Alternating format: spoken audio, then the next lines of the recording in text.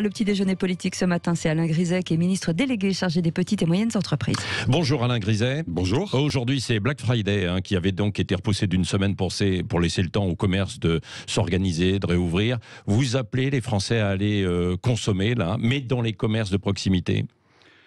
J'appelle les Français à les consommer avec naturellement le respect de l'ensemble des gestes barrières. Et naturellement, aujourd'hui, le petit commerce a besoin du soutien des Français. Ils ont été soutenus pendant le confinement, pendant la fermeture. J'aimerais que les Français puissent maintenant le manifester réellement en allant chez eux. Oui, en allant chez eux plutôt que d'aller trop sur les sites et notamment Amazon, quoi. Je pense qu'il y a un choix à un moment donné. On a vu qu'il y avait un très grand soutien des Français au petit commerce. C'était positif. Ouais. Donc moi je crois que ce soutien ne doit pas seulement être moral, il doit aussi se manifester dans l'acte d'achat. Oui. À propos des commerces et des commerçants, certains demandent à ce qu'il y ait un report des soldes de janvier. Est-ce que vous pourrez accéder à la demande de ces commerçants ? Écoutez, j'ai déjà beaucoup consulté. Oui. J'ai reçu l'ensemble des organisations du commerce, elles sont nombreuses, ces organisations. J'ai aussi consulté les associations de consommateurs. Alors, comme d'habitude, je dirais, les avis sont divergents des uns et des autres. Mais en réalité, moi je pense qu'aujourd'hui, il est utile de reporter. Et donc, les soldes commenceront le 20 janvier. Les soldes vont commencer le 20 janvier. Donc, c'est pas un report beaucoup plus tard, quoi. Non. Bon, on avait, de par la loi, possibilité de commencer le 6. Bon, certains demandaient jusqu'au 27, même au-delà. Bon, moi je considère que le 20 janvier est une date qui est correcte et qui permet d'envisager une bonne période. Oui, et ça va correspondre aussi à une date d'ailleurs qui a été donnée dans le calendrier aussi pour reprendre certaines activités. C'est la date espérée par tous les restaurateurs en particulier. Voilà, c'est ça. Au moment où il y aura l'ouverture des restaurants, il pourrait y avoir donc les soldes qui démarreraient. Je pense qu'on est là dans une nouvelle étape que le président a fixée. Donc ça me paraît être une date qui permettra à chacun de pouvoir en tirer profit. Oui. Est-ce que ça peut bouger en fonction de ce qui va se passer là pendant les fêtes de fin d'année ? Ça peut bouger au niveau des restaurateurs. Au niveau des restaurateurs. Écoutez, non, mais s'il y a parce que j'ai entendu le Premier ministre hier, Jean Castex, qui a appelé donc à la vigilance. Pas plus de 6 personnes en famille. Est-ce que vous craignez vraiment une reprise de la contamination qui retarderait encore aussi la réouverture des commerces ? Je pense qu'on a une expérience quand même de ce qui s'est passé après le premier confinement.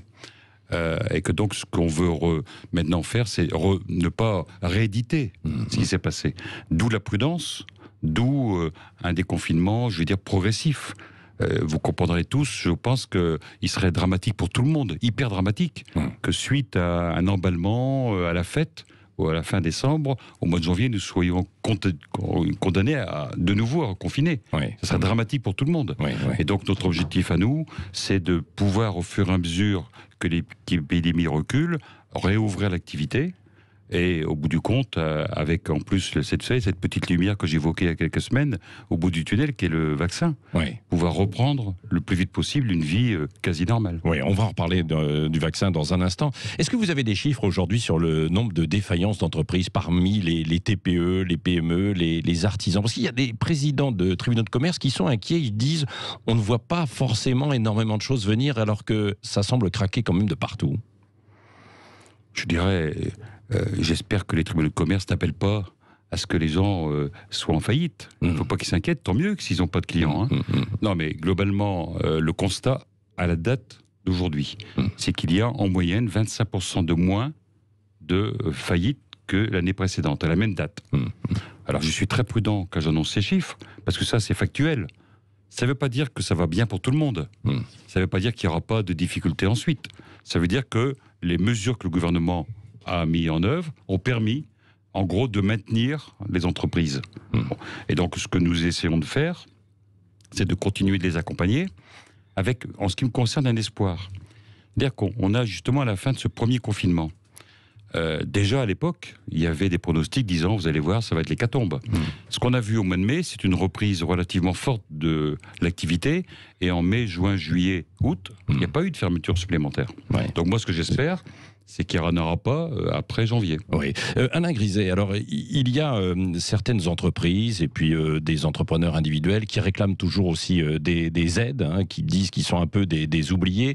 Je crois que à partir d'aujourd'hui, il va y avoir des nouveaux formulaires aussi qui vont être mis en ligne, enfin des formulaires hein, pour aider justement ces entreprises. Qui va pouvoir en bénéficier? Parce qu'on a parfois du mal à avoir de la clarté. Tout d'abord, je voudrais rappeler que la France est sûrement le pays en Europe qui accompagne le plus ces entreprises, et en particulier les plus petites entreprises. Un seul exemple, hein, le Fonds de solidarité au mois de novembre, c'est 6 milliards. Exonération de cotisations sociales, activité partielle. En ce qui concerne les PGE, 95% de ceux qui ont bénéficié, ce sont les petites entreprises. Donc là, nous essayons d'abord de simplifier les dispositifs. Et le fonds de solidarité, aujourd'hui, est un fonds qui va être accessible directement sur le site de l'impôt, impôt.gouv, dans une formalité qui est très simple, que les entrepreneurs ont mis en œuvre déjà au mois de mars-avril, avec un engagement, c'est que les fonds arriveront dans les 10 jours sur les comptes en banque. C'est-à-dire que pour mi-décembre, ceux qui ont le droit bénéficieront du fonds de solidarité qu'on a élargi. Alors ceux qui ont le droit, c'est qui? C'est tous ceux qui ont eu une fermeture administrative, jusqu'à 10 000 € de chiffre d'affaires compensé. Ça touche beaucoup de monde. Et puis ceux qui n'ont pas été fermés et qui ont fait moins de 50% de chiffre d'affaires, qui continueront à bénéficier du dispositif qui était initial à 1 500 €. Oui. Est-ce qu'il y en a qui échappent en fait un petit peu à ça et qui ne sont hors des radars en quelque sorte? Je pense aux hôteliers parfois et c'est des secteurs comme ça qui sont à la marge. Est-ce que vous essayez de les aider également, les répertorier? D'abord, c'est... Pardon. Allez-y. Non, je dis, c'est mon quotidien. Oui.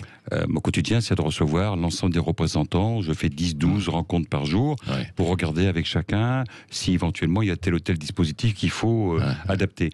Ce qu'a annoncé Bruno Le Maire la semaine dernière fait rentrer beaucoup de monde dans le fonds de solidarité, puisqu'il y a le dispositif de 10 000 € de compensation de chiffre d'affaires, et pour ceux pour qui ce ne serait pas suffisant, on prend 20% du chiffre d'affaires pour tous ceux qui sont fermés et tous ceux qui ont une activité qui est concernée par ceux qui sont fermés. Et donc, les hôteliers vont être concernés puisqu'ils ont perdu plus de 90% de leur chiffre d'affaires, même s'ils ne sont pas fermés. Et puis, là, ce qu'a annoncé Elisabeth Borne il y a 2 jours sur les congés payés est aussi un élément extrêmement important, et les hôteliers vont également être concernés. Et ça va concerner beaucoup de secteurs. On l'entendait pour la montagne, il y a cette inquiétude. On incite à embaucher en fait quand même les saisonniers pour qu'ils bénéficient évidemment de chômage partiel malgré tout quand même. D'abord dire que nous avons considéré que ceux qui étaient saisonniers l'année passée bénéficieront de l'activité partielle. Et naturellement, le Premier ministre va de nouveau rencontrer les responsables de la montagne le 11, de façon à voir avec eux d'abord de quelle manière, dès qu'on va pouvoir réouvrir, on va mettre en place ces dispositifs, et puis surtout... C'est bâché, c'est fini pour cet hiver, enfin pour Noël. Là, écoutez, les décisions ont été annoncées. Et on voit bien qu'en plus, il y a beaucoup de pays d'Europe, y compris Andorre et peut-être la Suisse, qui commencent à comprendre qu'effectivement, vu leur taux aujourd'hui de virus, ils ont aussi intérêt à prendre des mesures. Une question très pratique qui concerne les chèques cadeaux, par exemple, et les tickets restaurants qui n'ont pas pu être dépensés, évidemment, pendant la crise. Est-ce que vous allez mettre quelque chose en place pour qu'ils puissent être dépensés plus tard? Et évidemment, parce que c'est assez important pour la consommation. Bruno Le Maire va travailler là-dessus, et une décision devrait être annoncée très rapidement. Moi, j'ai rencontré les différents intervenants. Je pense qu'effectivement, il y a là une opportunité de donner un petit coup de pouce. Mais c'est à l'arbitrage, et c'est Bruno Le Maire qui indiquera la décision. Tu veux dire qu'il peut y avoir une date supplémentaire, de péremption, entre guillemets. Il y a plusieurs pistes qui sont envisagées. Le fait de pouvoir les augmenter, le fait de pouvoir, en particulier pour les restaurateurs, allonger la période de validité.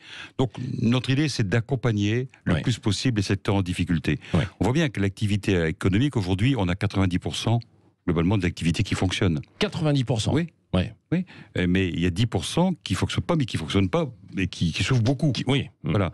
Salle de sport, culture encore, restauration, événementiel. Et donc on se concentre sur ces branches-là en essayant de mettre le maximum de soutien pour justement que ces branches-là puissent commencer à reprendre l'activité dès que possible. Oui, il y a les jeunes aussi qui sont concernés évidemment par cette crise, certains sacrifiés, dit-on.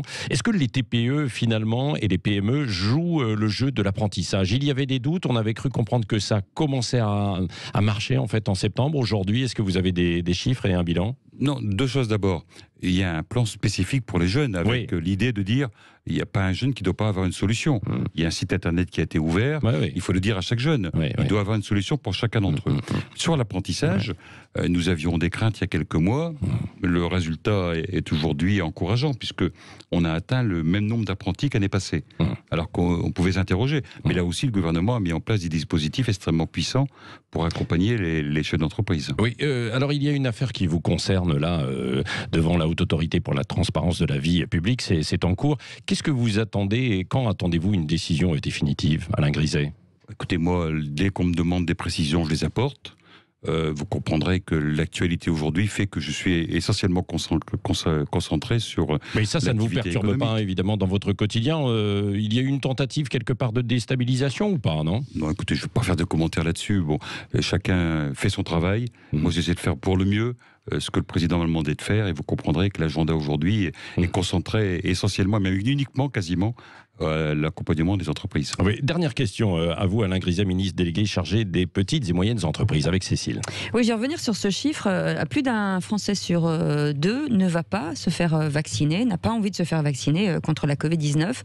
Est-ce qu'il ne serait pas bien pour le gouvernement, les parlementaires, de montrer l'exemple et de se faire vacciner avant tout le monde ? Écoutez, en tout cas, avant tout le monde, vous comprendrez qu'on pourrait nous dire il y a des privilégiés, ils respectent pas les règles. On parle de 50 ou 60 ou... Mais moi, en ce qui me concerne, dès que je rentrerai dans la case pouvant me faire vacciner, sans aucune hésitation, j'irai. Sans aucune hésitation. Mais je peux comprendre qu'il y ait des réticences, des interrogations.